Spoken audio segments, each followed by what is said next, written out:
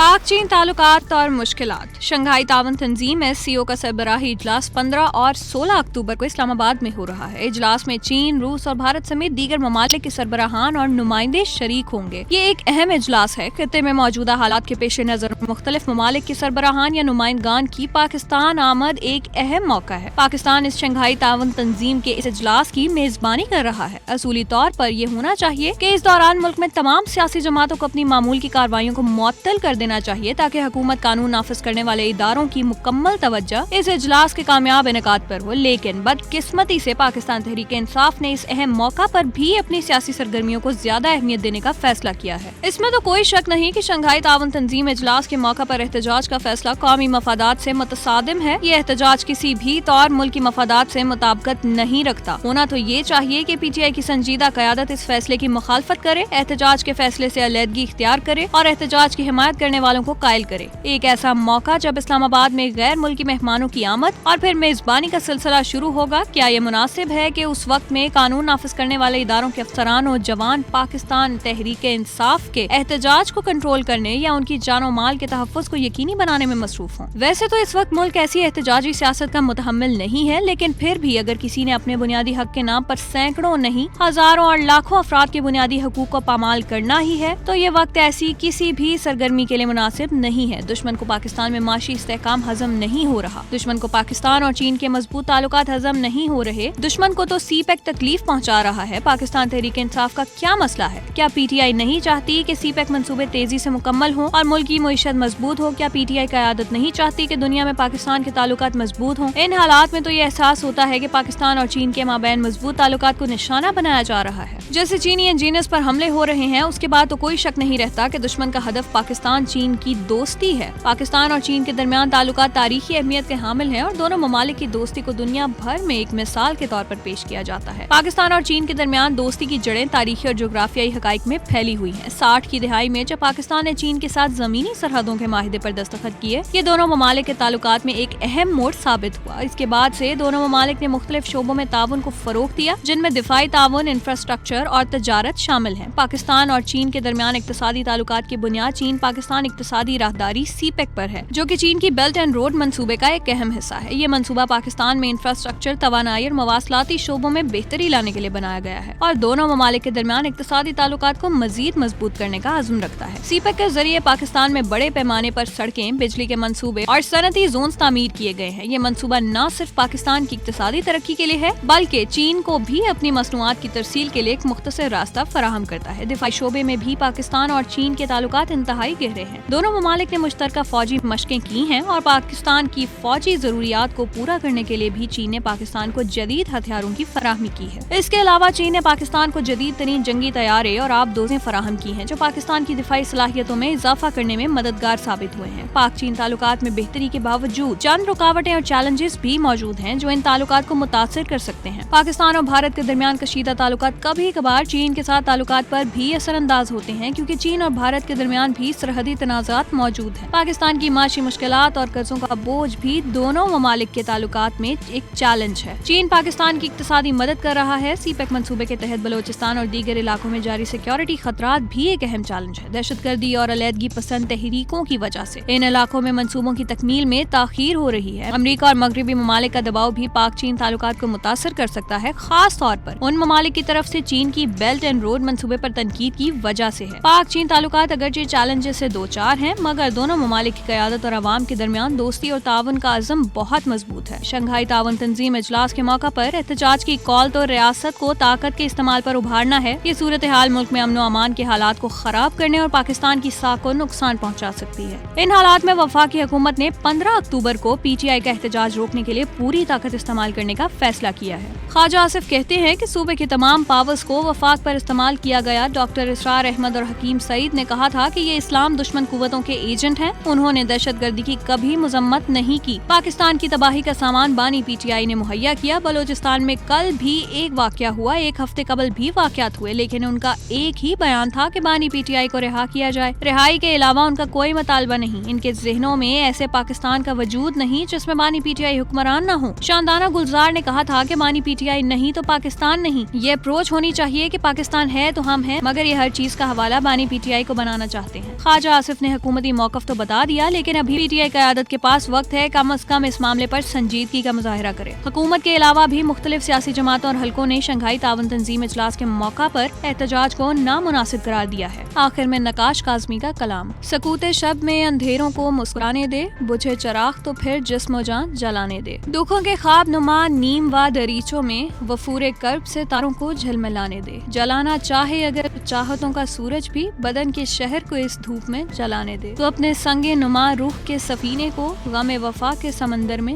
डूब जाने दे। मेरे वजूद में कांटों का एक जंगल है, वो अपनी जात के फूलों में क्यों समाने दे। किसे खबर है कि हम दोनों अपने कातिल हैं, जो बेखबर हैं उन्हें चीख कर बताने दे। हूँ मुंतज़िर कि कोई आज आने वाला है, बकदरे ज़ौक़ दरुबाम को सजाने दे। गुजरते लम्हों के हमरा टूटता है बदन, वसाले यार की लज्जत का बार उठाने दे। मैं पत्थरों की तरह चुप नहीं है तैशाए बदस्त, वो और होगा तुझे ज़र्ब जो लगाने दे। जब अपने पाँव में जंजीर पड़ गई है तो फिर चला तो जाता नहीं, गर्द ही उड़ाने दे। भटक रहा हूँ बगलों के रंग में नकाश, बदन तो खाक हुआ रूह भी जलाने दे।